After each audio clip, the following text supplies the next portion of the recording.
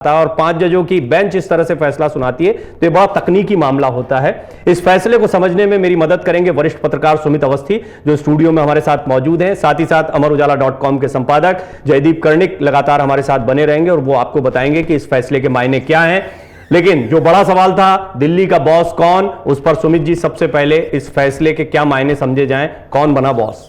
देखिए, बहुत महत्वपूर्ण बात है। ये मामला करीब कई सालों से पेंडिंग चल रहा था कि दिल्ली में मुख्यमंत्री बड़ा है या उपराज्यपाल के ज्यादा अधिकार है। तो सुप्रीम कोर्ट ने बहुत साफ कर दिया संविधान के हवाले से। जो 5 सदस्यीय बेंच थी सुप्रीम कोर्ट की, जिसको खुद चीफ जस्टिस जिसकी अगुवाई कर रहे थे चंद्रचूड़ साहब, जो तस्वीरें स्क्रीन पर हमारे तमाम दर्शक देख रहे हैं, बीच में डीवाई चंद्रचूड़ देश के मुख्य न्यायाधीश बैठे हुए हैं। उन्होंने साफ कहा, इस पूरी बेंच ने सर्वसम्मति से फैसला सुनाया, ये बहुत इंपॉर्टेंट है, कोई असहमति नहीं थी। और ये साफ कहा कि दिल्ली में जो बाबुओं की यानी अधिकारियों की जो पोस्टिंग होती है, ट्रांसफर होते हैं, वो अधिकार चुनी हुई सरकार के पास होना चाहिए। यानी चुनी हुई सरकार के पास ऐसे अधिकारियों की टीम होनी चाहिए जिसके जरिए वो काम करा सकती है अपने राज्य में, अपनी जगह पर। दिल्ली एक देश का एक बहुत ही टिपिकल सा एग्जाम्पल है। ना ये पूर्ण राज्य है, ना ये अधूरा राज्य है, ना ये पूरा शहर है, ना ये अधूरा शहर है। यहाँ पे मेयर भी नहीं होता है लेकिन यहाँ उपराज्यपाल होता है। उपराज्यपाल केंद्र का प्रतिनिधित्व करता है लेकिन विधानसभा भी है तो चुनाव भी होता है और चुनाव में दूसरी सरकारें भी आ जाती हैं। उस परिस्थिति को बिल्कुल साफ कर दिया कि 3 मामलों को छोड़कर, जो कि लैंड का मामला है, पुलिस का मामला है, ये अधिकार, ये पोस्टिंग जो है वो केंद्र के पास रहेंगे। इसमें एलजी की ही चलेगी।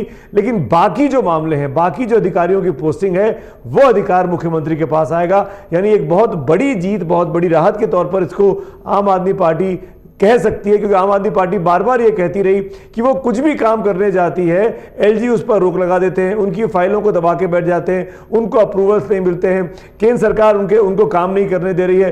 ये जो तमाम आरोप लगाए थे अरविंद केजरीवाल ने, उनको आज राहत मिलेगी जब ये फैसला उन तक पहुंचेगा कि 5 सदस्यीय बेंच ने सर्वसम्मति से कहा है कि दिल्ली में बाबुओं की ट्रांसफर पोस्टिंग का अधिकार 3 विभागों को छोड़कर, 3 मामलों को छोड़कर मुख्यमंत्री के पास रहने वाला है। जयदीप जी, जस्टिस भूषण के 2019 के फैसले का भी जिक्र किया गया था जब सीजेआई चंद्रचूड़ अपनी बात को कह रहे थे। क्या मायने थे, वो क्या फैसला था और किस तरीके से उससे थोड़ी सी असहमति जताते वो दिखाई दिए। अब अरविंद केजरीवाल को भी अब तस्वीरों में दिखा रहे हैं और जैसा सुमित जी ने बताया कि ये उनके लिए एक जीत की तरह भी देखा जा सकता है कानूनी तौर पर। आप कैसे एनालाइज करते हैं इस पूरे फैसले को? प्रवीण, और जब 2019 में फैसला आया था तब ये माना गया था कि केंद्र सरकार की और उपराज्यपाल की एक बड़ी जीत है, क्योंकि ये लगातार रस्साकशी चली रही है जब से केजरीवाल सरकार में आए हैं और दिल्ली में सरकार बनी है। तो उनके और उपराज्यपाल के बीच एक लंबी कवायद, उपराज्यपाल भी इस बीच बदलते गए केंद्र सरकार की तरफ से, वो इसीलिए कि रस्साकशी थमने का नाम नहीं ले रही थी। सरकार के चुने हुए मुख्यमंत्री होने के बाद भी असहज महसूस करते रहे केजरीवाल। धरने प्रदर्शन तक की बातें चुनी सरकार द्वारा हुई। ये बहुत सारी उठापटक और कवायद के बाद मुझे लगता है ये फैसला नज़ीर बनेगा दिल्ली की विधायी शक्तियों को परिभाषित करने के लिए। सबसे महत्वपूर्ण बात यह है प्रवीण की जस्टिस चंद्रचूड़ के साथ जो जज बैठे चारों अन्य, तो 5 जजों की बेंच ने सबसे पहले तो यही कहा कि उनका फैसला सर्वसम्मति से है। मतलब इसमें नोट ऑफ डिसेंट, मतलब कोई भी असहमति का स्वर नहीं है।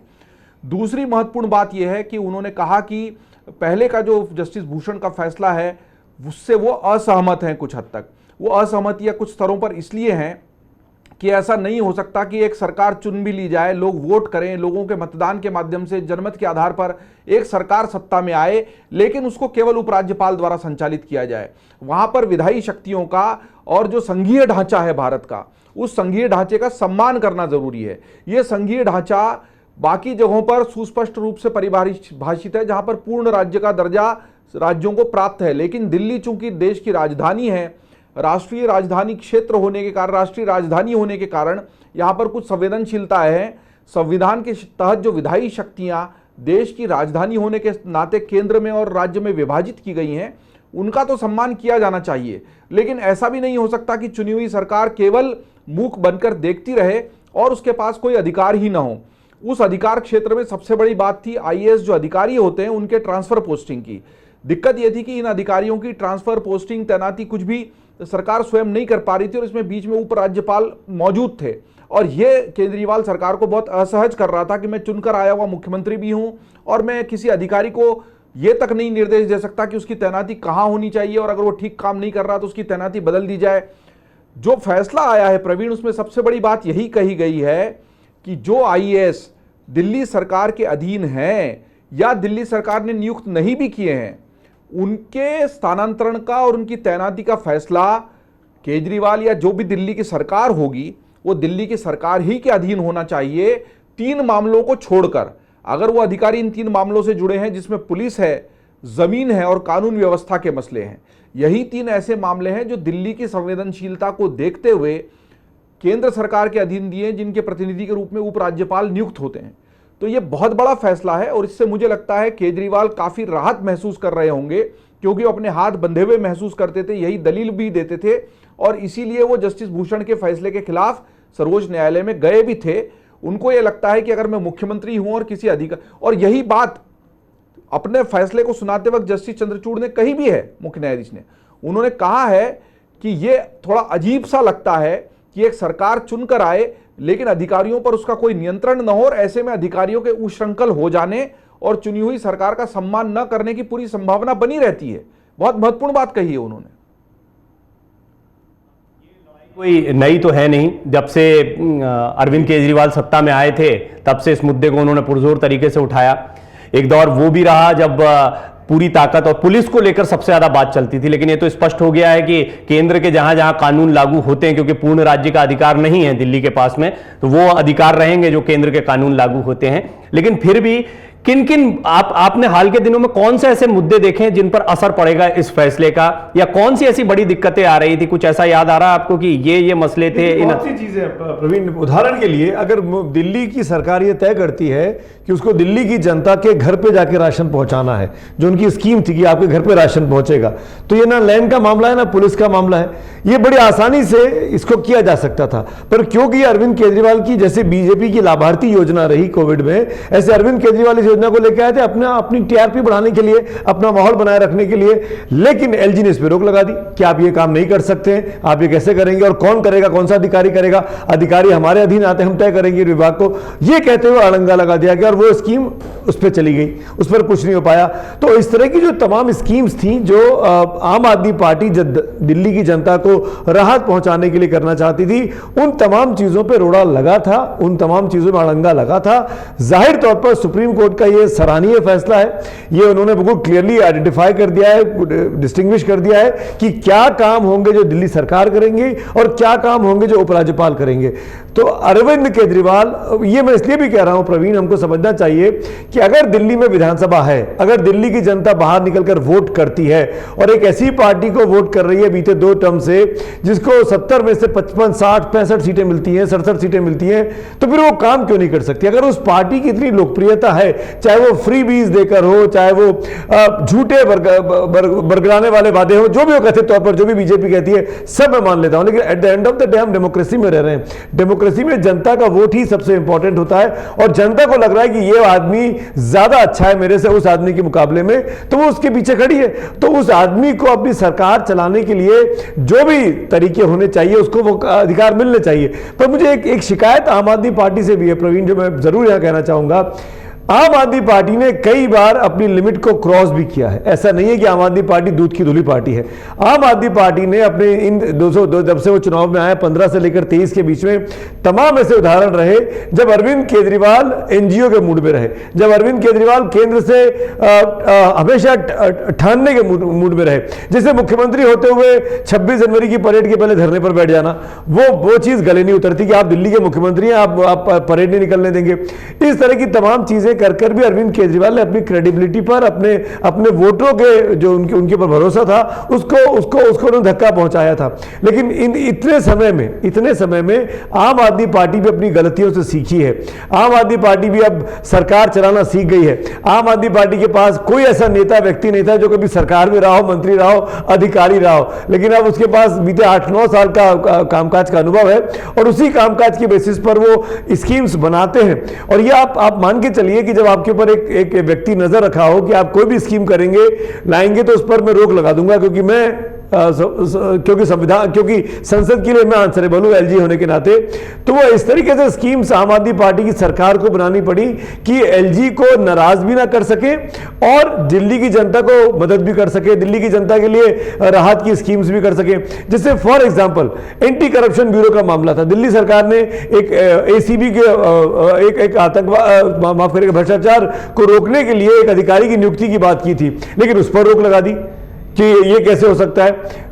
इनका सबसे बड़ा कैंपेन यही था आम आदमी पार्टी का, अगर आपको याद हो, कि जो आप यहाँ भ्रष्टाचार कर रहा हो उसको आप घूस दो और उसका वीडियो बना लो और वीडियो हमको दो, हम उस पर कार्रवाई करेंगे। लेकिन आपने उसके पर कदर दे उस एजेंसी के, वो नहीं कर पाई एलजी की दखलंदाजी की वजह से। तो ऐसी चीजें जिसने दिल्ली की जनता का भरोसा दिल्ली की आम आदमी पार्टी सरकार को दिया, वो उनसे छीना गया। बिल्कुल अंदाज में वो आगे बढ़ना चाहते थे और बड़ी तादाद में दर्शक देख भी रहे हैं और अपने कमेंट भी कर रहे हैं। कौशलेंद्र कहते हैं सत्यमेव जयते, यानी खुश दिखाई दे रहे हैं फैसले से। और सुमन कुमारी हैं, वो लिख रही हैं दिल्ली सरकार के पास ट्रांसफर पोस्टिंग का अधिकार होना ही चाहिए, क्योंकि जनता के द्वारा चुने सरकार की जिम्मेदारी है सुरक्षा देना। एलजी कौन होते हैं, फिर चुनाव क्यों होता है, एलजी केवल उस पर मोहर लगा सकते हैं। और कई और कमेंट हैं, लेकिन सबसे पहला ये जो एक बड़ा सवाल है, जो पोल क्वेश्चन भी है आपके लाइव का जयदीप जी, वो क्या केजरीवाल ताकतवर होंगे इस फैसले के बाद? प्रश्न है, मैं इसका उत्तर होंगे में ही दूंगा, क्योंकि इसी ताकत के लिए वो काफी, और मुझे लगता है इसके आगे फिर वो दूसरी चीजों पर भी जाएंगे, पूर्ण राज्य का दर्जा और ऐसी बहुत सारी चीजें जो पहले करते रहे। अभी तो उनका इनिशियल लेवल जो शुरुआती स्तर पर भी उनके हाथ जो बंधे वो महसूस करते थे। हालांकि सुमित जी ने ठीक कहा कि कई बार ऐसा भी लगा कि एक चुने हुए प्रतिनिधि और एक मुख्यमंत्री के स्तर पर जो गरिमा होनी चाहिए उसको अनदेखा करते हुए भी कुछ चीजें हुई आम आदमी पार्टी की सरकार की तरफ से, और दूसरे आरोप भी उन पर लगे हैं और बाकी सारी जांचें और वो सब चल ही रहा है, सीबीआई वाला मामला। लेकिन मुझे लगता है कि सर्वोच्च न्यायालय के इस फैसले से वो मजबूत होंगे, और न्यायालय ने अगर सभी धाराओं का, सभी विधाओं का, विधान का ठीक तरीके से आकलन करके, विश्लेषण करके, क्योंकि संविधान बदल नहीं सकती कोर्ट, लेकिन कि जो बात आई है इस फैसले के तुरंत बाद में, यहां पर बड़ी तादाद में वकील मौजूद थे, तो क्या उन्होंने कहा है जरा वो भी हम सुन लेते हैं, तो उससे समझ में आएगा कि कानून के जानकार किस तरीके से इस फैसले को ले रहे हैं, क्या कह रहे हैं। The Supreme Court today, through a unanimous judgment of 5 judges, basically said that the issue of services, which was that whether services who are people who are serving in Delhi, whether it's applicable to Delhi, number one, and who controls them. So on both those points, the Supreme Court unanimously said that firstly, it's an elected government which is answerable to the people. An elected government which is answerable to the people, it cannot be imagined that they will not be controlling the very persons through whom they have to get the work done, that is the civil servants serving in their government. So it said that the constitutional scheme is very clear. The elected government controls the civil servants in the government of NCT of Delhi, and the Lieutenant Governor is bound to act on the aid and advice. The only exception is what is already excluded from the scope of the Delhi government, expressly excluded, not impliedly, expressly excluded, which is public order, police and land.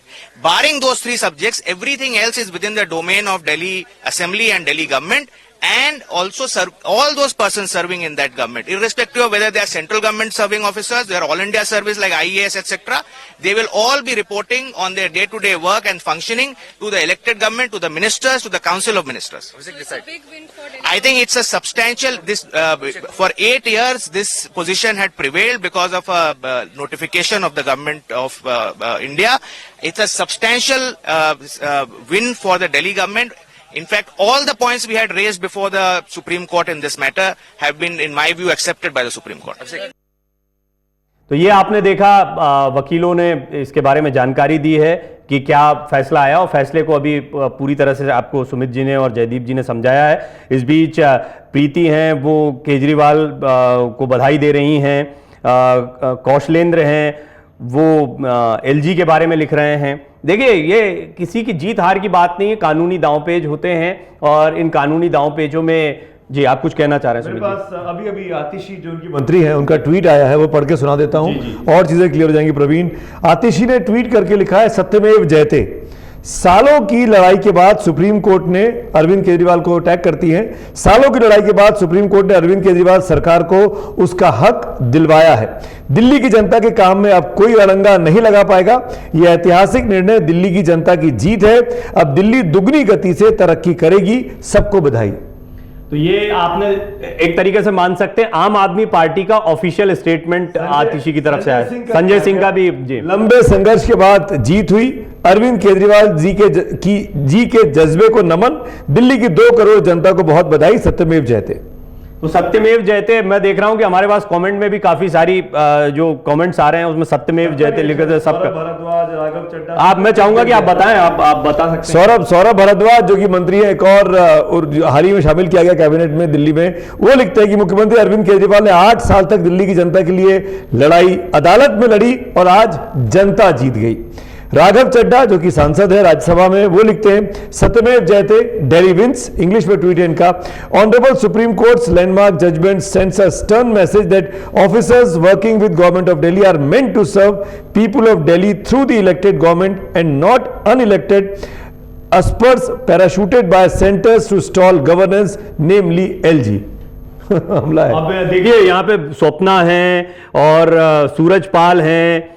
एक आपने ACB का जिक्र किया था, anti corruption bureau, उसके बारे में काफी सारी बातें हो रही। मैं थोड़ा सा बातचीत करूंगा, लेकिन जयदीप जी एक टिप्पणी आपकी चाहूंगा। आम आदमी पार्टी इसको अपनी बड़ी जीत की तरह ले रही है, सत्यमेव जयते की तरह ले रही है। उनके समर्थक यहां पे कमेंट करते हुए पीएम केजरीवाल लिख रहे हैं, बीजेपी की हार बता रहे हैं। इसको बीजेपी से जोड़ना कितना सही है?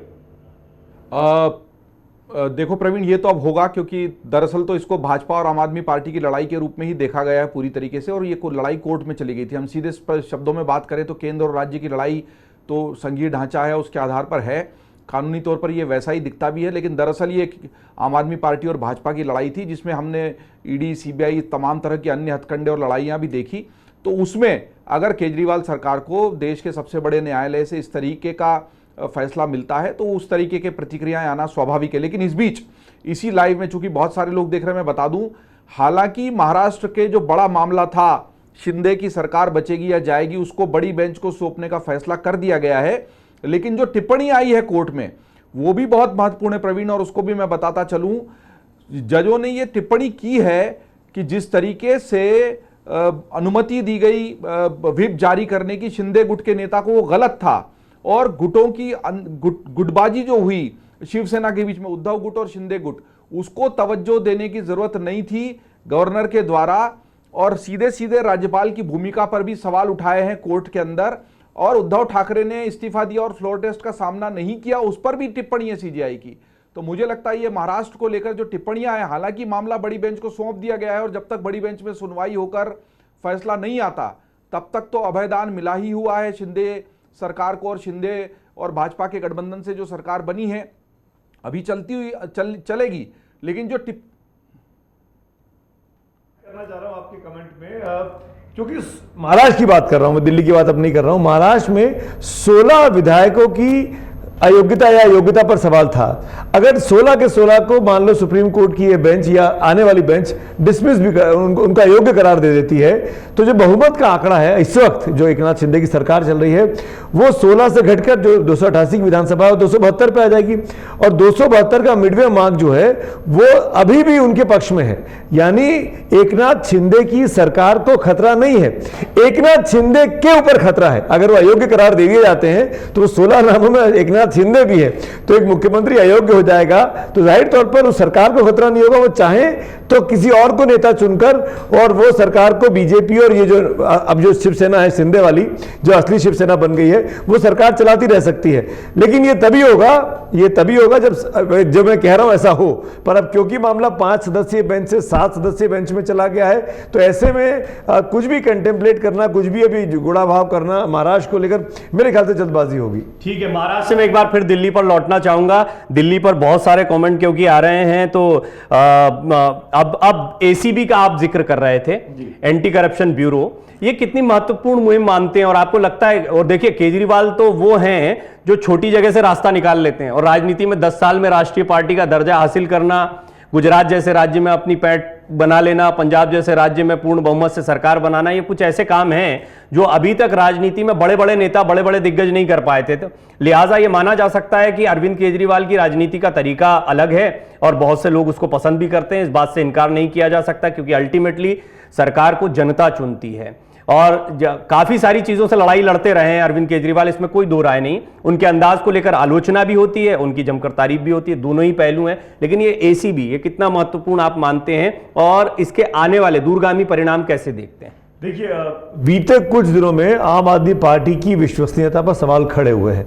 बहुत से बड़े बड़े नेता उसकी जेल की सलाखों के पीछे हैं, सत्येंद्र जैन जैसे, मनीष सिसोदिया जैसे, और इनफैक्ट जो अभी जो उनके घर वाला मामला चल रहा है कि सीएम के आवास में अनाप शनाप पैसा खर्चा हुआ, उन्होंने ग्रीन बेल्ट की प्रॉपर्टी को नुकसान पहुंचा दिया, तोड़ दिया और अपना महल बनवा लिया, ऑल दोस थिंग, ये तमाम चीजें आम आदमी पार्टी की विश्वसनीयता पर सवाल खड़े कर रहे थे और अरविंद केजरीवाल की इमेज को डैमेज कर रहे थे। तो उस पूरे के बीच में ये खबर जब आती है तो एक ठंडी हवा के झोंके की तरह इस गर्मी की तप में अरविंद केजरीवाल को लग रही हो कि कुछ चीज तो उनके फेवर में आई, कहीं तो उनके लिए फायदा हो रहा है। लेकिन मेरा अभी भी ये कहना है, अब जब खुलकर काम करेगी, क्योंकि बीजेपी आसानी से हार मानने वाली पार्टी नहीं है। हमने दिल्ली के मेयर के चुनाव में देखा था एमसीडी में कि बीजेपी पीछे थी, आम आदमी पार्टी आगे थी, लेकिन मेयर बनाने के लिए आम आदमी पार्टी का उन्होंने उनको रोना रोलवा दिया था। इतनी बार वोटिंग हुई, कैंसिल हुई, फिर वोटिंग हुई, फिर कोर्ट जाना पड़ा, फिर कोर्ट ने दावा कर दिया था कि हम मेयर तो हमारा ही होगा। तो बीजेपी इस कोर्ट के इस फैसले को आसानी से स्वीकार कर लेगी और अरविंद केजरीवाल को खुली छूट दे देगी कि वो मनमानी करें, अपने हिसाब से फैसले करें, जिससे बीजेपी के लिए 2024 की लड़ाई मुश्किल भरी हो जाए। क्योंकि दिल्ली और पंजाब दोनों राज्य मिला के 20 लोकसभा सीटें हैं और ये 20 लोकसभा सीटों पे अगर आम आदमी पार्टी की पॉपुलैरिटी बढ़ती रहती है तो नुकसान तो वो बीजेपी का करेंगे।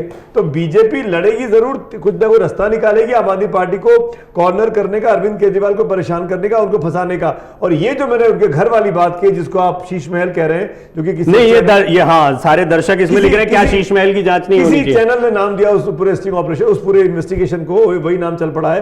तो अगर उस मामले में जांच होती है, जो कि लग रहा है कि होगी, क्योंकि एलजी ने, अजय माकन ने शिकायत की एलजी को, एलजी ने वो शिकायत भेज दी है चीफ सेक्रेटरी को, और चीफ सेक्रेटरी अगर रिपोर्ट दे देते हैं कि वहां पर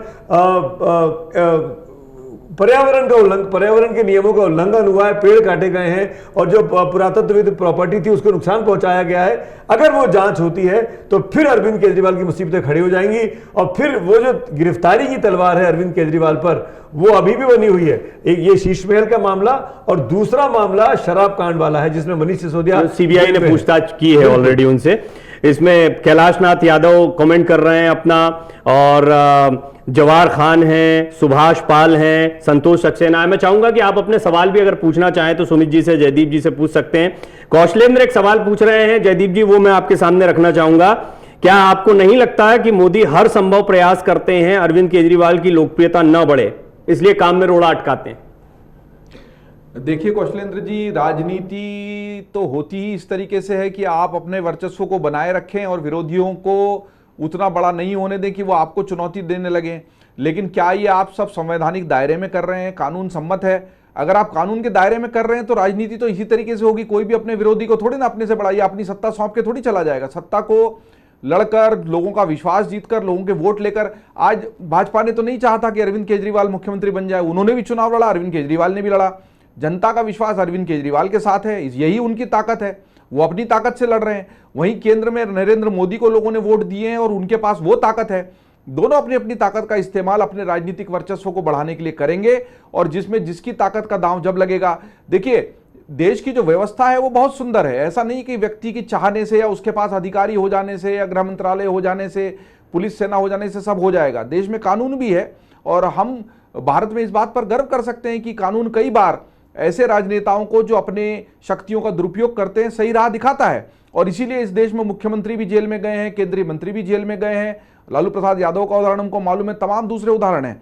मेरा यह कहना है कि न्यायालय बीच में है ही इसलिए कि देश के संविधान में जो कुछ लिखा है क्या उसका पालन हो रहा है या नहीं हो रहा है, और उस संविधान की रक्षा करने के लिए ही न्यायपालिका है। आपको लगता है कानून का पालन नहीं हो रहा है तो आपको न्यायालय में जाना पड़ेगा, न्यायालय देखेगा कानून में लिखा क्या था और हुआ क्या है। बहुत आसान लफ्जों में अगर हम इसको समझें तो कानून में अगर ये लिखा है कि उपराज्यपाल इतने शक्तिमान नहीं हो सकते कि सब कुछ वही चलाने लग जाएं। मैं उनके फैसले की एक पंक्ति आपको पढ़ के सुनाना चाहता हूं कौशलेंद्र जी। जस्टिस चंद्रचूड़ ने अपने फैसले में कहा है कि अगर सारी शक्तियां केवल उपराज्यपाल के पास ही सीमित होंगी तो फिर चुनी हुई सरकार का कोई मतलब ही नहीं रह जाएगा। बहुत सही और तार्किक सवाल है उनका कि अगर ऐसा ही सब कुछ है तो दिल्ली में चुनाव होने ही क्यों चाहिए, दिल्ली में क्यों मंत्री होने चाहिए अलग अलग चीजों के, दिल्ली में स्वास्थ्य का मंत्री अलग क्यों होना चाहिए, फिर सब कुछ केंद्र सरकार ही देख ले। केंद्र के पास पूरे देश को संभालने की और संघीय ढांचे के बीच में तालमेल बैठाने की जिम्मेदारी है, देश की सुरक्षा की जिम्मेदारी है, तो वो सारी जिम्मेदारियां निभानी चाहिए। लेकिन चूंकि देश का संचालन देश की राजधानी दिल्ली से होता है, इसलिए दिल्ली की चुनी हुई सरकार इतनी बड़ी भी नहीं हो सकती कि देश की सुरक्षा से जुड़े हुए मसलों पर कोई मतभेद उभर आए और सरकारों की खींचतान में वो मतभेद इतना बड़ा हो जाए कि देश की सुरक्षा दांव पर लग जाए। असली मसला ये है। तो सीधी सी बात यह है कि आपको लगा कि कानून में ऐसा नहीं लिखा है, संविधान में ऐसा नहीं लिखा है, लेकिन केंद्र सरकार उपराज्यपाल के माध्यम से अपनी शक्तियों का दुरुपयोग कर रही है, तो आप चीखते चिल्लाते रह सकते हैं या कोर्ट में जा सकते हैं। कोर्ट में गए, फैसला पहले पक्ष में नहीं आया, जब उस फैसले से आप असंतुष्ट थे तो आप सर्वोच्च न्यायालय में गए। 5 जजों की बेंच ने, ये दो इसलिए भी नहीं होता कि 2 सहमत हैं 2 असहमत हैं तो गड़बड़ हो जाती है, तो जब 5 जजों ने सुना है, जिसमें सर्वोच्च न्यायालय के मुख्य न्यायाधीश भी शामिल हैं, तो फिर ये एक कानून को स्थापित करने की महत्वपूर्ण पहल नजर आती है। और उन्होंने जो कुछ भी टिप्पणियां की हैं, मुझे लगता है बहुत दूरगामी परिणाम वो देंगी, बहुत महत्वपूर्ण परिणाम वो देंगी। तो जो आपका सवाल था बहरहाल कि क्या केंद्र की सरकार और उसके प्रधानमंत्री नरेंद्र मोदी लगातार ऐसी कोशिश करते हैं, राजनीति ऐसे ही होती है जब विपक्षी की शक्ति को आप नहीं बढ़ने देते और अपनी शक्ति को आप बढ़ाते हैं। लेकिन क्या आप ऐसा सब कानून के दायरे में कर रहे हैं, देश की साख और सुरक्षा को दांव पर लगाए बिना कर रहे हैं? तो आपको सत्ता में अगर बने रहना तो आप ये सब करते हैं, लेकिन आप अगर कानून के दायरे से बाहर जाकर करेंगे तो कोर्ट बैठी है, कोर्ट ने अपना फैसला सुना दिया है। दर्शकों को ये बात समझ में आनी चाहिए। प्रवीण, अगर आपकी इजाजत हो, जी जी। सुप्रीम कोर्ट ने एक और इंपॉर्टेंट टिप्पणी की है चीफ जस्टिस चंद्रचूड़ जब ये फैसला पढ़ रहे थे, और वो ये कि it has to be ensured that the governance of state is not taken over by the union. यानी राज्य सरकारें जो काम करती है उसको जबरन केंद्र सरकार उस पर कब्जा ना कर ले, उसको कामकाज में दखलंदाजी ना करे, ये इंश्योर करना भी हमारा काम है। यानी राज्य सरकारों को काम करने का अधिकार होना चाहिए। ना कहते हुए भी ये कहा गया है कि दिल्ली सरकार के कामकाज में केंद्र सरकार दखलंदाजी कर रही थी, या ये कहें कि वो ये टिप्पणी कर रहे हैं अप्रत्यक्ष तौर पर कि काम नहीं करने दे रही थी दिल्ली की चुनी हुई सरकार को, जो कि बहुत इंपॉर्टेंट टिप्पणी है। ये बात बिल्कुल ठीक कही जयदीप ने अभी, और उसके बाद मैं 100% सहमत हूं। जब दिल्ली को अलग राज्य का दर्जा मिला एनसीटी का, और यह तय हुआ कि दिल्ली में विधानसभा बनेगी और उस विधानसभा का एक मुख्यमंत्री भी होगा, विधायक जो चुन के आएंगे अपना नेता चुनेंगे, उसमें उस वक्त 2 बड़ी पार्टियां थी, बीजेपी और कांग्रेस, दोनों ने सपोर्ट किया कि हमको ऐसा होना चाहिए, हम ऐसा होना चाहिए। और फिर उसी के बाद दिल्ली में पहले सरकार बनी, साहब सिंह वर्मा मुख्यमंत्री बनते हैं, फिर सुषमा स्वराज कुछ दिनों के लिए बनी, और फिर उसके बाद चुनाव होते रहे, शीला दीक्षित आई वगैरह वगैरह आई। फिर आम आदमी पार्टी तो बाद में पैदा हुई। आम आदमी पार्टी तो 2010-11 की पार्टी है, और दिल्ली में ये सरकारें कभी 20-22 साल से चल रही है। तो मैं ये कहना चाह रहा हूं कि ऐसी स्थिति में जब दिल्ली में मोटे तौर पर सभी पार्टियां ये कह रही थी कि यहां पर क्योंकि 2-2.5 करोड़ की आबादी है और करीब 1-1.25 करोड़ वोटर है, तो क्यों नहीं सबका उनके पास अपने विधायकों की बात कहने का एक मंच होना चाहिए, एक विधानसभा होनी चाहिए। तो जब सब इस बात पर सर्वसम्मति थी तो आपने विधानसभा को नियमित किया, संसद ने उस कानून को पास किया और वो संसद बनी, और वो मेरे ख्याल से मोटे तौर पर बहुमत से पास हुआ, कोई इसमें कॉन्फ्लिक्ट नहीं था।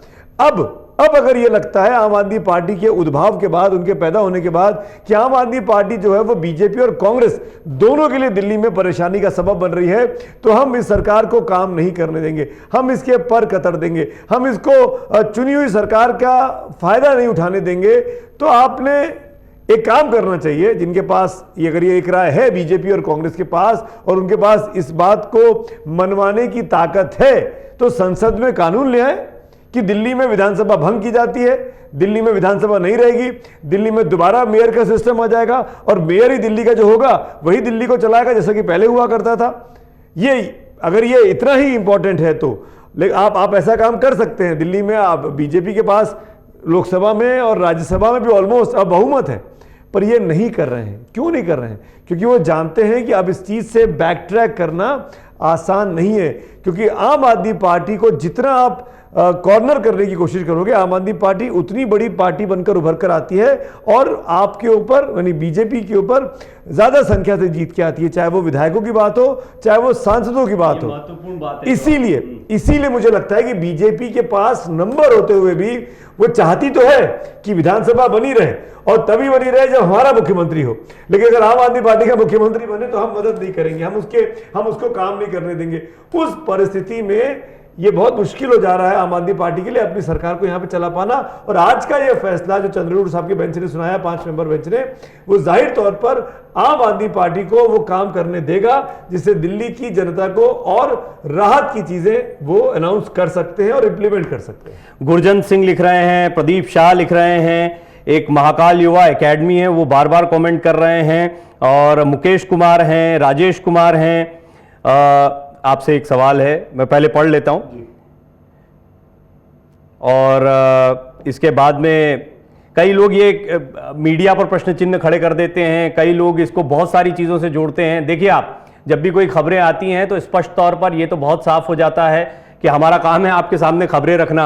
अब वो आप कई बार पॉलिटिकल एक्टिविस्ट होते हैं, कई बार जी एक बहुत दर्शक हमारे साथ जुड़े हुए, उनका नाम लेकिन थोड़ा अजीब है, फेकू यादव उन्होंने नाम रखा है। फेकू सचमुच ना, लेकिन उन्होंने एक बहुत अच्छा कमेंट किया है। मैं अपनी पिछली टिप्पणी में कह रहा था कि राजनीति ऐसे ही चलती है, सब अपनी अपनी शक्ति बढ़ाने में लगे रहते हैं। तो उन्होंने बहुत अच्छा कमेंट किया है कि जब दोनों अपनी शक्ति बढ़ाने में लगे रहेंगे तो अमर उजाला हमारी शक्ति बढ़ाएगा। निश्चित तौर पर अमर उजाला जानकारी के माध्यम से आपकी शक्ति बढ़ाएगा और सच को सामने लाएगा। यही जिम्मेदारी पिछले 75 वर्षों से अमर उजाला निभाता आ रहा है और आगे भी निभाएगा।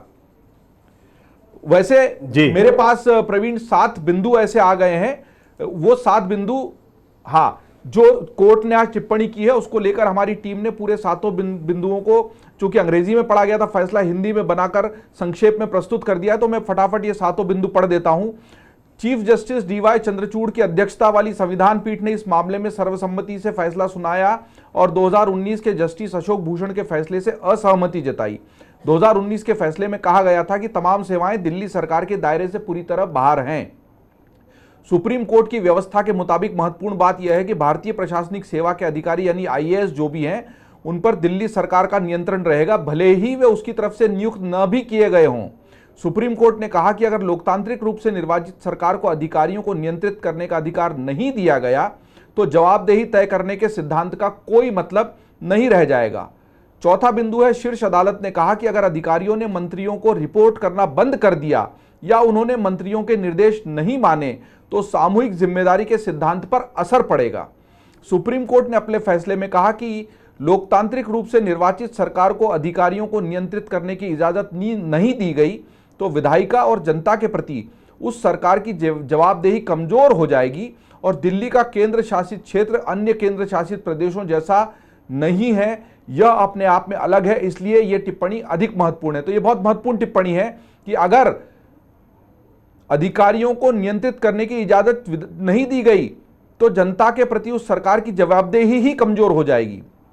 छठा बिंदु है, सर्वोच्च न्यायालय ने कहा कि राष्ट्रपति द्वारा तय प्रशासनिक भूमिका के तहत आने वाले अधिकारों का उपराज्यपाल इस्तेमाल कर सकते हैं, हालांकि विधायिका के दायरे के बाहर आने वाले मुद्दों को वे कार्यकारी रूप से चला सकते हैं। सुप्रीम कोर्ट ने इसी के साथ यह भी जोड़ा कि इसके ये मायने नहीं है कि उपराज्यपाल का पूरे राष्ट्रीय राजधानी क्षेत्र पर प्रशासनिक नियंत्रण है। अगर पूरा प्रशासन उन्हें दे दिया गया तो दिल्ली के अंदर पृथक निर्वाचित व्यवस्था के कोई मायने नहीं रह जाएंगे। तो हमने अलग अलग टुकड़ों में इस फैसले की बात की थी प्रवीण, लेकिन ये पूरे 7 बिंदु हैं जो सार रूप में हमको इस महत्वपूर्ण फैसले को समझाने में मदद करते हैं। सुमित जी, अब एक महत्वपूर्ण बात, बहुत सारे समर्थक हैं अरविंद केजरीवाल के जो इस वक्त चर्चा के दौरान next PM, educated Arvind Kejriwal, और एक दूसरा लाचारी वाली जो बात थी कि हम करना तो चाहते हैं काम लेकिन हाथ बंधे हुए होते हैं, हमको करने नहीं दिया जाता, ये नैरेटिव सेट करना, ये सारी चीजें क्या अरविंद केजरीवाल को फायदा पहुंचाती हैं और वो क्या कर रहे हैं? वो अपनी योजनाएं भी, ऐसा नहीं है कि उन्होंने शिक्षा को लेकर या बाकी चीजों को लेकर बात नहीं की। बात अलग है कि शराब नीति जो है वो मुद्दा बहुत गर्माया हाल के दिनों में, लेकिन इसके बावजूद उन्होंने अपने अच्छे काम तो गिनाए, लेकिन साथ ही साथ में ये वाला जो नैरेटिव है, उनकी एजुकेशन, सरकार ने हाथ बांध रखे हैं, काम नहीं करने देती है, और ये सारी चीजें क्या आपको लगता है 2024 की तैयारी के लिहाज से, या प्रधानमंत्री बहुत अब कह सकते हैं, अब ये क्योंकि दिल्ली तक सीमित नहीं है, पहले दिल्ली की पार्टी इनको कहा जाता था, अब राष्ट्रीय पार्टी हो चुके हैं, तो आपको लगता है कि विपक्षी एकता और इस सारे बड़े बड़े चेहरों की बात हो रही है, उनमें अरविंद केजरीवाल अपने को स्थापित कर पा रहे हैं, और इनकी ताकत कैसे बढ़ेगी इस लिहाज से, अगर इनके समर्थकों के बयानों पर आप टिप्पणी करना चाहें तो? देखिए, अरविंद केजरीवाल क्या पीएम होंगे या विपक्षी एकता की धुरी बनेंगे या मोदी के सामने 24 की लड़ाई में जो एक मोर्चा बनाने की कोशिश चल रही है उसका हिस्सा बनेंगे, तो मोटे तौर पर मुझे लगता है कि उसके लिए ना अरविंद केजरीवाल को अपनी राजनीति करने के तरीके को थोड़ा बदलाव करना पड़ेगा, उनको इंक्लूसिव होना पड़ेगा। अभी अरविंद केजरीवाल ने, आपको याद होगा जब अरविंद केजरीवाल बने, मैं कुछ चीज़ें याद दिला दूं, 2008-9 से लेकर और 2010-11 तक जब उनकी पार्टी बनी है, इन 3-4 सालों में उन्होंने हर पार्टी को ये घोषित किया कि हर पार्टी का जो हर नेता है लगभग वो करप्ट है, वो करप्शन करके आगे बढ़ा है। और ना सिर्फ करप्ट है बल्कि ये पार्टियां आपस में मिली जुली हैं। जब ये सरकार बन जाती है तो एक दूसरे के खिलाफ कार्रवाई नहीं करती, सिर्फ कार्रवाई करने का ढकोसला करती है, ड्रामा करती है। ये कह के उन्होंने अपने आप को स्थापित किया कि भाई मैं आऊँगा तो मैं सबको ठिकाने लगा दूंगा, सबकी अकल ठिकाने लगा दूंगा। लेकिन आज जब वो सत्ता में आए हैं तो वही इल्ज़ामों से उनकी पार्टी झेल रही है। करप्शन के चार्जेस हैं, भ्रष्टाचार के चार्जेस हैं, घूसखोरी के चार्जेस हैं, चाहे शराब घोटाले का मामला हो, चाहे सत्येंद्र जैन जिस मामले में जेल में गए हैं, या अरविंद केजरीवाल के घर में जिस तरीके वो सो कॉल्ड लेविश लाइफ जी रहे हैं, जो कि उनके ऊपर इल्ज़ाम लग रहा है क्योंकि उन्होंने कहा था कि वो साधारण सी गाड़ी में चलेंगे, एक कमरे के घर में रहेंगे मुख्यमंत्री बनने के बाद। उनका अभी भी रेनॉल्ड का पेन आप देख रहे हैं, जब तस्वीर आती है शर्ट पहनने का तरीका, जी बिल्कुल आम आदमी वाली जो इमेज है। हाँ, तो ये इन्होंने इमेज क्रिएट की है, इस इमेज का उनको फायदा भी मिला। लेकिन बीते दिनों में जो कुछ हुआ, उनकी सरकारों में करप्शन के चार्जेस लगे, उससे उनकी क्रेडिबिलिटी पर असर पड़ा था। ऐसे में अगर अरविंद केजरीवाल विपक्ष की उस टीम में शामिल होना चाहते हैं जिसका आप इशारा कर रहे हैं प्रवीण, तो अरविंद केजरीवाल को अप्रोच में चेंज लाना पड़ेगा। अरविंद केजरीवाल को अभी वो कुछ खास नेताओं से मिल रहे थे, उनकी दोस्ती ममता बनर्जी के साथ एक दिखाई देती है, थोड़ा बहुत उन्होंने केसीआर को साथ कोऑपरेट करने की कोशिश की, लेकिन आज भी वो कांग्रेस पार्टी के साथ खड़े नहीं होते हैं, आज भी वो खुलकर लालू यादव की पार्टी के साथ खड़े नहीं होते हैं।